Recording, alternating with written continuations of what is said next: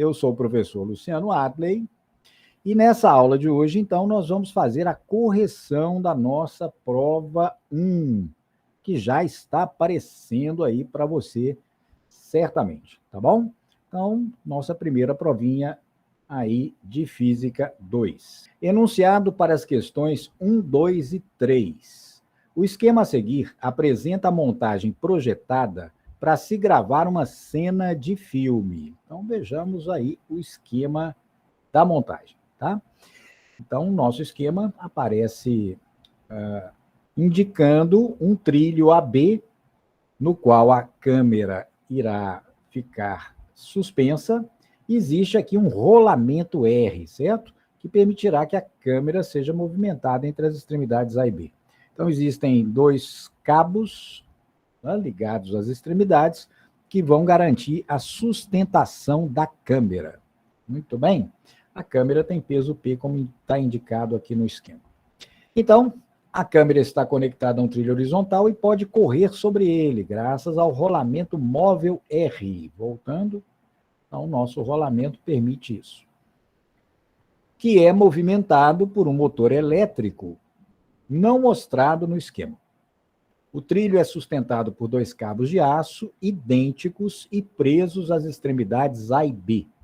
Nessas condições, a posição X do centro de massa da câmera, dada em metro, varia com o tempo de gravação dado em segundo, de acordo com a expressão que aqui aparece. Então, x igual a 3 menos 2 cosseno de π sobre 20t mais π sobre 2. Note que esse segundo termo é a equação característica de um movimento harmônico simples. Não é? Se lembra lá? Então, temos amplitude, temos ômega e temos a constante de fase. São os elementos característicos desse tipo de situação. Além disso, adote peso da câmera 1,2 vezes 10 a 2, né? 120 newtons, peso do trilho 400 newtons, comprimento do trilho 6 metros, comprimento de cada cabo 1,57 metros, diâmetro de cada cabo 1 milímetro, módulo elástico ou módulo de Young do material dos cabos, 250 gigapascals. E vamos tomar G para simplificar os cálculos, como aproximadamente 10 metros por segundo ao quadrado. Questão 1. Sabendo-se que a força F, que movimenta o rolamento R, é uma força restauradora linear, nome importante para os físicos. Toda força chamada de restauradora linear é uma força do tipo F igual a menos Kx. Ah, mas isso aqui não é apenas para mola, corpo elástico? Não. A gente pode ter um sistema eletrostático de outra natureza, em que exista uma força como essa, não é?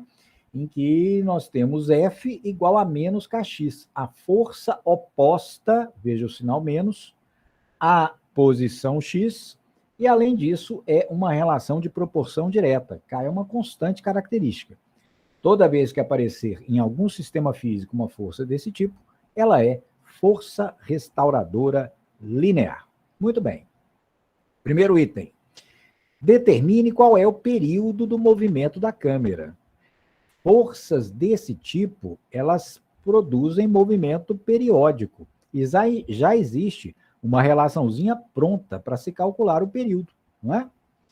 Segundo item, qual é o valor da constante K? Terceiro item, qual é a velocidade máxima, nesse caso, em centímetros por segundo, atingida pela câmera? Então, são 3 itens para a gente considerar. Então, vamos ao dado principal. Qual é o dado principal? Dado principal é a posição X em função do tempo, a equação que nos localiza o rolamento que leva a câmera, não é? Ao longo do trilho. Então, como eu destaquei mais cedo, olha aí, aqui nós temos o trecho que é a descrição do movimento harmônico simples, não é? Então, nós temos aqui um termo de amplitude, um termo de ômega, frequência angular e uma constante de fase. Lá da definição que nós já vimos, ômega é 2π sobre o período. Então, temos o ômega, π sobre 20, não é? Então, conhecendo o ômega, achamos o período diretamente. Então, é só igualar, certo? O ômega, que é 2π sobre período, nesse caso é π sobre 20. Muito bem? Fazendo a álgebrazinha, cancelando π, multiplicando cruzado, nós temos t, período, igual a 40 segundos. Esse é o tempo, então, que a câmera leva para ir e voltar entre as extremidades A e B do trilho em que ela está suspensa. Primeiro itemzinho. Segundo item, veja lá. Qual é o valor da constante K? Veja, resolução.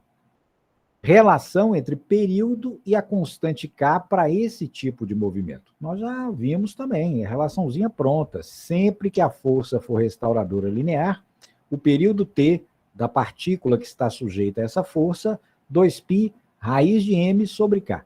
Não é? Nesse caso, para calcularmos o m, lembre-se, lá nos dados foi dado o peso, não é? O peso da câmera. Então, era 120 newtons. O G está sendo tomado como 10. Estamos usando a relação fundamental. Valor do peso, massa do corpo da partícula vezes G. Então, massa é P sobre G. 120 por 10, M igual a 12 quilogramas. Muito bem? Então, aqui para simplificar, já que nós queremos isolar o valor de K, vamos eliminar a raiz quadrada. Vamos elevar ao quadrado todos os termos. Podemos fazer isso? Sim. Nesse caso, todos eles são positivos. Período é positivo, 2π é positivo, massa é positiva e a constante K também. Quando é assim, eu posso quadrar os dois lados da equação. T ao quadrado, 2π ao quadrado, 4π2. Raiz de m sobre K ao quadrado é m sobre K. Isolando o K, não é? Passando para a esquerda, dividindo o T2, K é 4π2 sobre m, dividido por t ao quadrado. Né? Trabalhozinho algébrico. Os dados nós temos, então, 4, 3,14 ao quadrado, a massa m, 12 quilogramas, e o período que nós calculamos acima, 40 segundos ao quadrado. A continha resulta em K aproximadamente 0,29, e a unidade, força dividido pela posição, pelo deslocamento x, newton por metro, né? K, constante de força desse problema. Então, está aí o nosso terceiro item, segundo itemzinho. Terceiro agora. Qual a velocidade máxima em centímetros por segundo atingida pela câmera? Bom, para isso temos que lembrar como obter a velocidade conhecendo o x, posição. Mecânica, física 1, não é? Velocidade instantânea, derivada da posição em relação ao tempo. Então, derivada temporal, quem era o x que foi dado? Lá no enunciado. 3 menos 2 cosseno de π sobre 20t mais π sobre 2. Temos que derivar essa expressão em relação ao tempo. Não é? Como fazer essa derivada? Então, vamos lá. Primeiro termo, constante isolada. Derivada de constante, zero. Segundo termo, menos 2 cosseno de uma função. Cuidado. Então, aqui nós temos que usar a regra da cadeia. Então, fica menos 2. Quem é derivada de cosseno? Menos seno do argumento, não é? π sobre 20t mais π sobre 2. Vezes regra da cadeia, a derivada do argumento, não é? Qual é a derivada de π sobre 20t mais π sobre 2 em relação ao tempo? Derivada de π sobre 2, constante isolada, zero. π sobre 20t, derivada, π sobre 20. Com isso, então, a nossa velocidade instantânea será, fazendo o cálculo, menos 2 vezes menos dá mais. Então, veja lá, nós temos 2π sobre 20. Podemos cancelar aqui o 20 com 2, dá 10. Então, fica π sobre 10. Seno de π sobre 20t mais π sobre 2.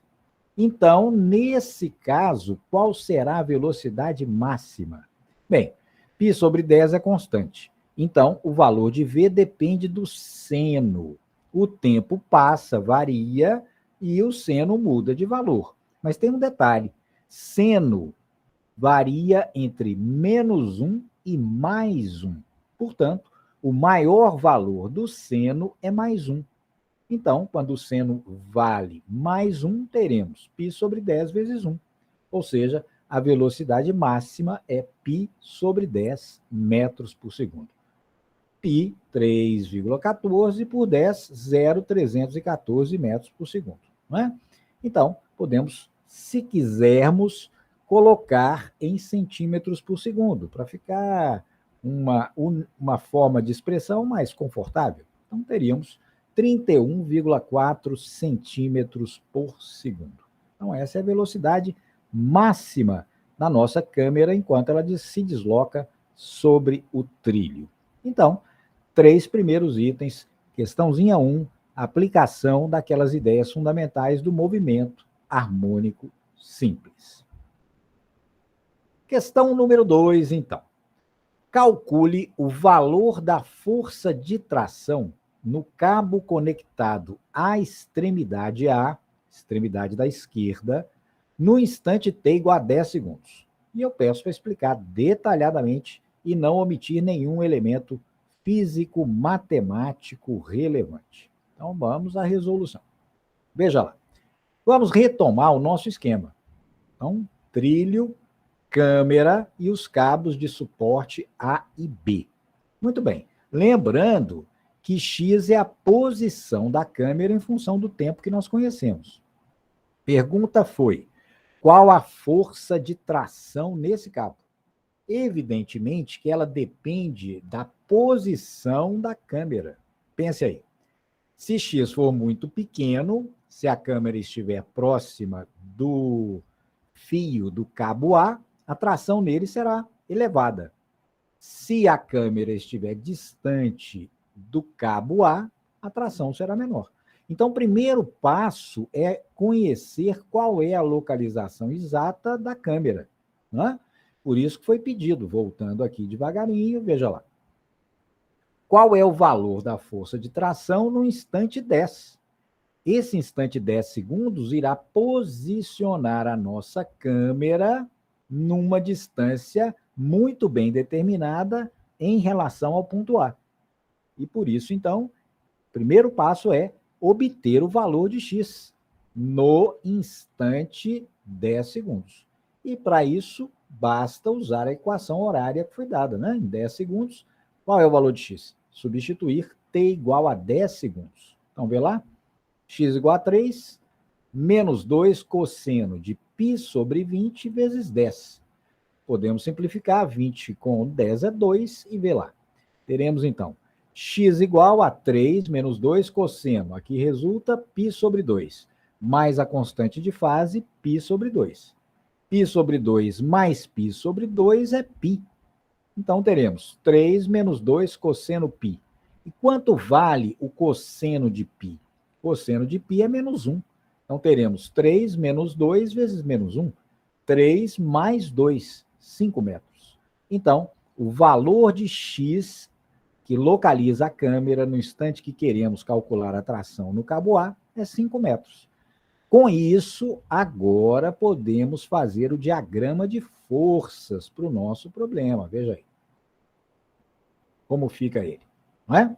Então, teremos lá peso da câmera, teremos o peso do trilho, que eu estou chamando de PT, teremos a tração no cabo A, teremos a tração no cabo B.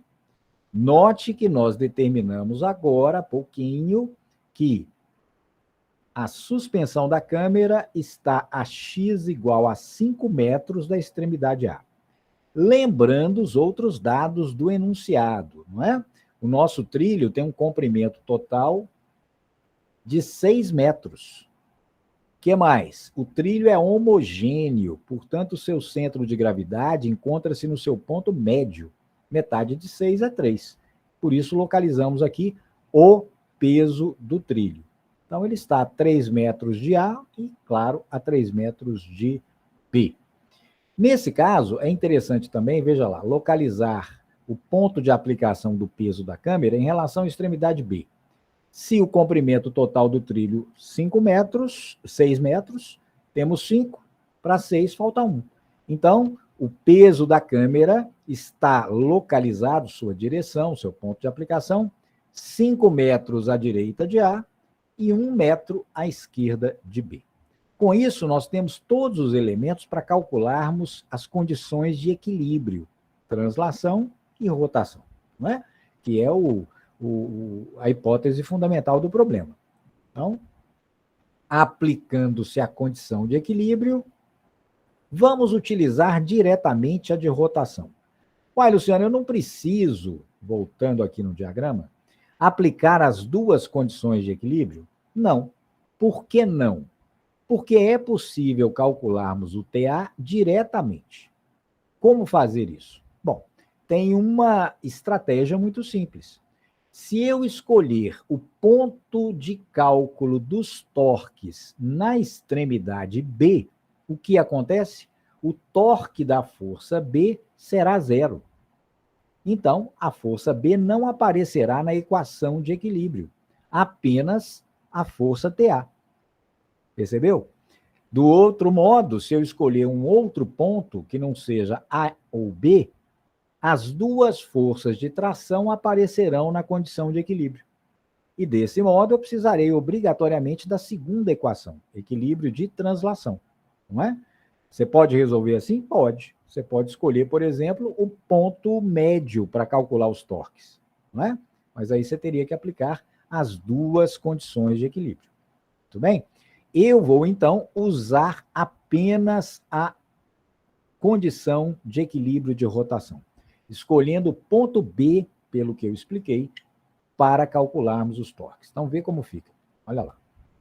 Então, vamos calcular somatório dos torques em relação ao ponto B. Deve ser zero, condição de equilíbrio de rotação. Então, vejamos lá. Voltando no esqueminha. Em relação ao ponto B, quem faz torque? TB não faz. Torque de TB é zero. Peso da câmera faz torque. E note o seguinte, peso da câmera agindo, o que vai acontecer? Produziria deslocamento angular em que sentido? No sentido anti-horário, em relação ao ponto B, torque positivo. Peso do trilho, mesmo comportamento. Peso do trilho agindo em relação ao ponto B, produziria deslocamento angular no sentido anti-horário, torque também positivo. E TA? TA não. Imagine TA agindo em relação ao ponto B, TA produz torque no sentido horário, negativo. Por isso, veja lá, teremos torque de TA mais torque do peso do trilho mais torque do peso da câmera mais torque de TB igual a zero. Não é? Leia-se TB. Nesse caso, torque de TB é zero, pelo que nós comentamos. Eu estou escolhendo o próprio ponto B como origem para o cálculo dos torques, não é? Então, torque de TB zero. E aí teremos torque de TA negativo, como comentamos, TA vezes, veja lá o braço, né? Aqui está TA, estou calculando em relação ao ponto B, qual é o braço? Veja o braço. Distância da linha de ação de TA até o ponto B.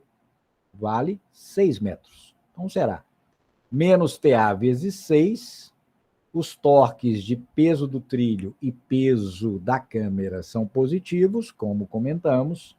E quais são os braços desses dois? Então, vê lá. Peso do trilho a 3 metros de B. Então, braço do peso do trilho, 3 metros. Qual é o braço do peso da câmera? 1 metro. Então, nossa equação de torque fica, então, peso do trilho vezes 3, peso da câmera vezes 1. E o torque de TB, leia-se B, igual a zero, pelo que comentamos. Não é? Então, equacionando, teremos menos 6TA, o peso do trilho foi dado 400 newtons, o peso da câmera 120, então menos 6TA, mais 1.200, mais 120, igual a zero. Isso dá menos 6TA, 1.320, passando à direita negativo, cancelando o sinal menos comum, resulta em TA 1.320 dividido por 6, e isso é igual a 220 newtons. Ou, em notação científica, 2,2 vezes 10 ao quadrado newtons. Muito bem? Então, a tração no cabo ligado à extremidade A, como nós pedimos, 220 newtons. Solução para essa nossa questãozinha número 2. Aplicação das condições de equilíbrio. Questão 3, seguindo. Determine nas condições da questão 2, ou seja, voltando para a situação 2, em que a tração no cabo A vale 220 newtons, pergunta-se: qual é a variação de comprimento ΔL sofrida pelo cabo conectado à extremidade A? Ah, sim, então nós já conhecemos TA, já conhecemos a força que traciona o cabo A. Detalhe, expresse o resultado em milímetros e com 2 algarismos significativos. Atenção, isso é importante, tanto que foi pedido para ser feito assim. Resolução? Então, lembrando das relações de tensão e deformação, temos lá tensão sigma, módulo elástico vezes a deformação unitária. Sigma igual a E epsilon. Usando as definições de sigma e epsilon, o que temos? Sigma, força sobre área. TA é a força que está tracionando o cabo A, dividido pela área transversal dele. Igual a E, módulo de Young, módulo elástico, vezes epsilon. Quem é epsilon? ΔL sobre L0. Bom, o que se quer aqui é ΔL.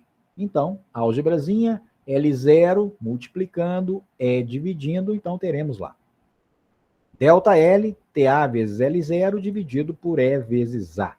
Os valores temos todos. TA foi calculado no item 2, 220 newtons. O comprimento original não deformado do cabo L0 foi dado no enunciado. 1,57. Estou usando aqui um algarismo significativo a mais. 1,570 metros. Módulo elástico, 250 vezes 10 a nona. Foi dado no enunciado, 250 gigapascals. Giga é 10 a 9. A área, π diâmetro ao quadrado sobre 4, ou π vezes raio ao quadrado, não é? O raio aqui, no caso, vale meio milímetro, já que o diâmetro lá foi dado como 1 milímetro, não é? Então, o raio metade, meio milímetro. Em metro, meio vezes 10 a menos 3 metros ao quadrado, πr2. Poderia usar π diâmetro ao quadrado sobre 4? Perfeitamente, não é? Fazendo esse cálculo, lembrando que eu pedi com 2 algarismos significativos e em milímetro. Bom, aqui nós estamos usando o sistema internacional. O L0 aqui é 1,57 metro, então a resposta está em metro. 1,76 vezes 10 a menos 3 metros. É o que a sua calculadora vai fornecer. Qual é a resposta que eu quero? 2 algarismos significativos e em milímetros. Bom, aqui temos 3 algarismos significativos, tem que arredondar. 1,76 arredondado para 2 algarismos é 1,8, não é? 1,8 vezes 10 a menos 3 metros é 1,8 milímetros. Então, esse é o valor aproximado, com 2 algarismos significativos, para a variação de comprimento sofrida pelo cabo A. ΔL, 1,8 milímetros. Resposta do nosso item 3. Muito bem. Então, gente, agora nossa quarta questão. A sequência vai ser de aplicação dos fluidos em movimento. Dinâmica dos fluidos aplicada para uma situação física muito, mas muito interessante, não é? De engenharia, física aplicada, uma série de coisas. Então, questão 4. Um modelo de planador, né, apresenta asas com área total igual a 16 metros quadrados e cuja seção transversal foi modelizada conforme o diagrama, o esquema a seguir. Está aqui na imagem 1 que eu vou colocar em destaque na tela. Vê aí, certinho? Então, está aqui o perfil da nossa asa e temos o esquema delimitando 2 níveis. Parte inferior da asa, nível de altura 1 igual a 0. Parte superior da asa, nível H2 igual a 0,40 metros. certo? São indicadas também as velocidades do fluxo de ar enquanto o planador se move relativamente à Terra. No referencial do planador, o ar é que passa por ele, com velocidade 2 de 28 metros por segundo na região acima da asa e 20 metros por segundo na região abaixo. Consequentemente, pensando na equação de Bernoulli para fluidos em movimento, na região inferior das asas teremos uma pressão 1 exercida pelo ar que passa por aqui. Na região superior, uma pressão 2. Essas pressões, sendo diferentes, provocam forças diferentes na parte superior e inferior da asa, sendo que as forças na região inferior serão de intensidade maior. Consequentemente, haverá uma resultante de força de baixo para cima. Esse é um modelo explicativo para a força de sustentação, que permite que planadores, pássaros, né, quem tem asa para voar, nessas condições, possa manter-se em voo. Força de sustentação pela diferença de pressão devido ao ar em movimento com velocidades distintas acima e abaixo da asa. Ou seja, situação física que a gente comentou na videoaula, na atividade, nós usamos o modelo de pássaro, está resolvido lá na videoaula de correção. Então, essa questão é muito, muito parecida. Observe que estão indicadas nesse esquema as velocidades do ar atmosférico nas regiões inferior e superior das asas, sendo P1 e P2 os valores da pressão exercida pelo ar nessas regiões, como nós comentamos. Detalhe de novidade nessa questão. Sabendo que o peso do planador vale 3 kN sem o piloto, determine qual é o valor máximo do peso do piloto que o planador pode transportar nas condições dadas. Muito bem, então vamos voltar aqui no nosso esquema. Então, nas asas vai atuar uma carga, que é o peso do planador. De quanto? Para baixo, 3 kN, né? Com ele vazio. Com o piloto, será 3 kN e mais o peso do piloto, certo? Que eu quero descobrir. Pois bem, para que o planador se mantenha voando em linha reta, horizontalmente, suponhamos, a força de sustentação de baixo para cima tem que equilibrar o peso total do planador e mais o peso do piloto. Portanto, se eu souber qual é o valor da força de sustentação nas asas, eu saberei qual é o peso do piloto indiretamente. Suponhamos que eu descubra que a força de sustentação é 5 kN. Eu já sei que o peso do nosso planador é 3 kN. Ah, então está sobrando 2. Sim. Então, o peso da carga do planador pode ser 2 kN. 2 mais 3, 5, que é exatamente o valor da força de sustentação, supondo que seja esse valor, né? Nós só vamos saber daqui a pouquinho quando calcularmos, tá bom? Então, o primeiro passo para resolver é saber a força de sustentação S que as asas recebem. E, para isso, eu preciso das pressões, na verdade, da diferença de pressão P1 menos P2, que vai depender, obviamente, também, né, o valor dessa força de sustentação da área útil das asas. Então, vamos lá fazer os passos necessários. Inclusive, eu peço para explicar detalhadamente, não omitir nenhum elemento ou físico ou matemático, né? Não omitir nadinha que seja relevante. Então, são 3 passos. Vamos ao primeiro passo. O primeiro passo é saber qual é a diferença de pressão ΔP entre as superfícies inferior e superior das asas. Foi dado que a densidade do ar no local é 1,25 kg por metro cúbico. E G também foi dado para você adotar aproximadamente 10 metros por segundo ao quadrado. Como descobrir isso? Usando a equação de Bernoulli, né? P1 mais ρV1 ao quadrado sobre 2 mais ρGH1 tem que ser igual aos correspondentes elementos na região 2, na parte superior das asas.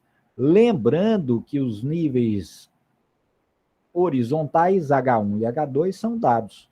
H1 é 0 e H2, 0,4 metros. Os outros parâmetros nós conhecemos todos. Nós só não sabemos quem é P1 e P2. O que nós vamos precisar é da diferença P1 menos P2, tá bom?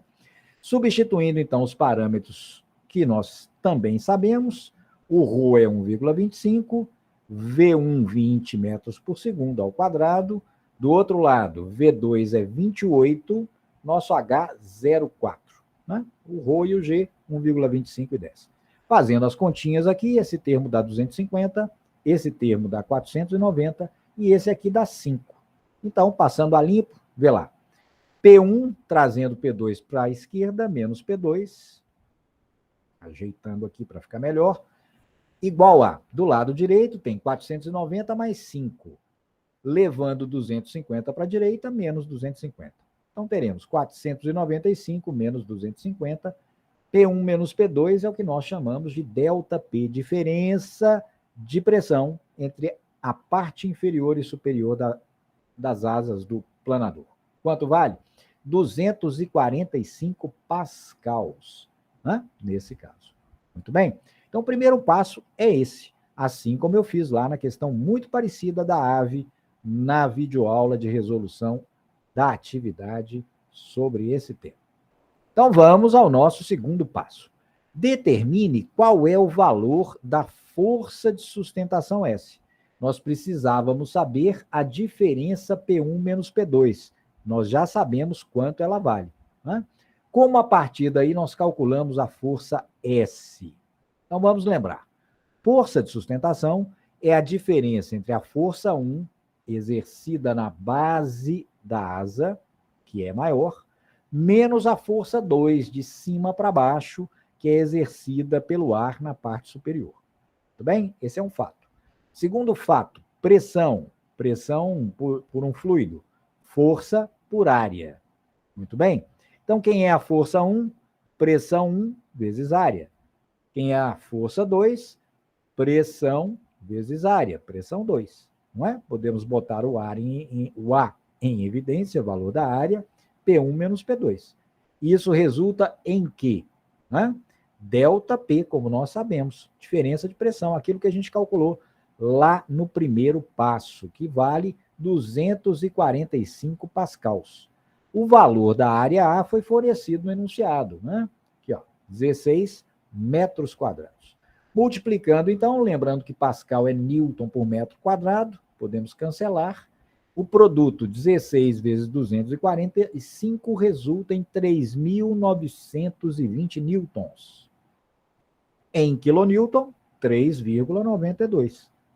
Muito bem? Então, essa é a força total de sustentação que o planador pode receber nas condições em que ele está voando, segundo o esquema. Ah, sim, então agora eu posso finalmente calcular o peso máximo que o piloto pode ter? Sim, eu sei qual é o peso do planador, sei qual é a força de sustentação para cima que ele pode receber do ar, então, com isso, podemos determinar o peso máximo do piloto.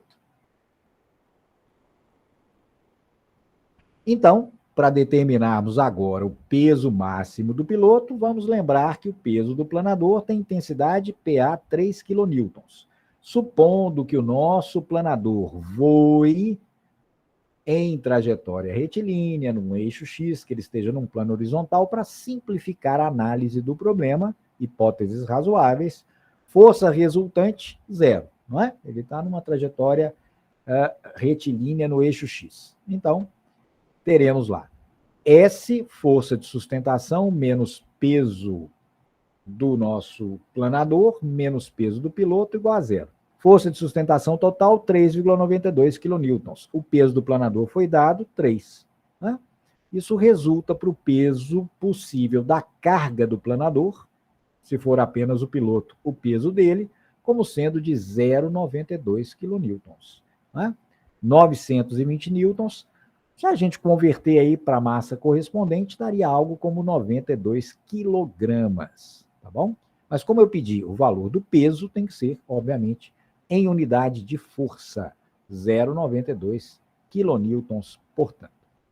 Finalmente, a nossa questão número 5. Em uma aula experimental de Física Geral 2, o estudante Alberto utiliza um oscilador que produz ondas transversais em uma corda elástica, conforme o esquema nas duas imagens, né? Tem esqueminha também que a gente conhece lá de outras situações físicas muito parecidas. Então, temos a corda elástica na horizontal, o nosso oscilador, então ele tem um eixo que gira, movimenta essa haste para cima e para baixo, para produzir pulsos transversais nessa corda. No instante zero, então, a corda se encontra na horizontal, imagem 1. Num certo instante posterior, t maior que zero, depois que o nosso oscilador está em movimento, é produzida uma onda transversal nessa corda e foi fotografada com esse perfil. Note que temos aqui uma medida de comprimento, 36 centímetros, né? Imagem número 2. Pergunta. Em seu relatório sobre esse experimento, Alberto escreveu: sabemos que a relação fundamental entre os elementos de uma onda é V igual a lambda vezes F, velocidade de propagação, comprimento de onda vezes a frequência. E, portanto, ao triplicarmos a frequência do oscilador, a velocidade da onda produzida na corda também irá triplicar o seu valor. Ou seja, Alberto leu a equação do ponto de vista matemático. Matematicamente, parece que, de fato, é isso que ocorre, não é? Veja lá. A velocidade da onda produzida triplica se eu triplicar a frequência. V igual a lambda F. Se eu multiplicar o F por 3, o produto com lambda, segundo Alberto, irá triplicar. Uai, Luciano, mas isso não está certo? Bem, é exatamente o que eu quero que você analise, né? De modo claro e completo. Essa afirmação é fisicamente correta? Bom, gente, primeira coisa, não é? Existe um outro fator físico aqui, que é o comprimento de onda. Será que ao triplicar a frequência, o comprimento de onda não se altera? Se isso for verdade, o nosso caro Alberto está correto, não é? Então, se lambda é constante e eu triplico F, obviamente, do ponto de vista matemático, V triplica. Mas a questão é essa. E o lado físico dessa equação? O lambda depende ou não depende da frequência? Não é? É isso que vai determinar se a afirmação dele está correta ou não. Então, vamos a uma proposta de texto de solução, tá bom? Eu tentei fazer aqui da maneira que eu considero aquela que seja bastante clara, né, e completa, tá bom? Não. A afirmação feita pelo estudante é incorreta. Vamos à justificativa. Embora a expressão V igual a lambda F seja matematicamente verdadeira, a relação física entre as grandezas nela presentes é essa aqui, certo? Essa equação, do ponto de vista físico, ela é melhor e mais adequadamente pensada assim. O lambda é que é a grandeza dependente nessa equação. Então, é interessante que nós, do ponto de vista físico, a expressemos assim. Lambda igual a V sobre F. Uai, Luciano, mas matematicamente é a mesma coisa. Sim. Por isso a diferença entre física e matemática. Matemática pode ser tratada sem mundo, abstratamente. Física, não. Você precisa de um mundo. E nesse mundo existem grandezas que são interdependentes de uma maneira ou de outra.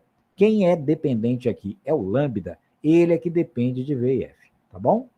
Sendo V dependente apenas das propriedades do meio, as quais, nesse caso, são a densidade linear da corda e a tração a que está submetida. Portanto, lambda depende de V. V, por sua vez, depende apenas das propriedades do meio. Né? Basicamente, essas duas aqui. Né? Como a gente vai demonstrar matematicamente breve, né? Na próxima atividade. Depende somente da densidade linear da corda, quantidade de massa que a corda tem, por comprimento, e da tração a que ela está submetida.